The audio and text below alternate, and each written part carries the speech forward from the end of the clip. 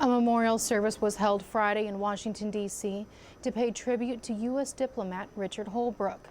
He died last month at age 69 from complications during surgery. Leaders from several countries came together to remember a man who made it his mission in life to bring peace to the world.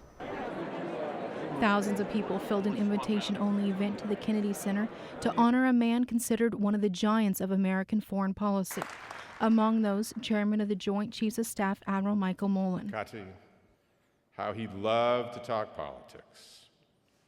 I'm happy to say that I never challenged him in that theater.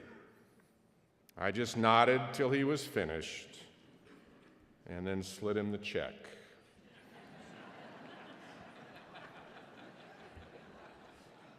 But the sheer breadth of his knowledge and his thirst for more was staggering.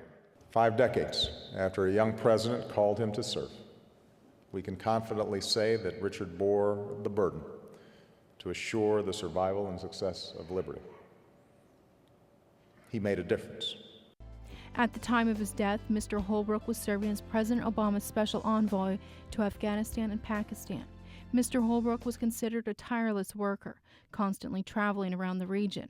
Admiral Mullen says Mr. Holbrooke was instrumental in developing the current strategy. It now falls to us to keep asking the questions he posed, to keep discovering the things he wanted to know, and to keep making the difference he so clearly made. He served his country until his final moments.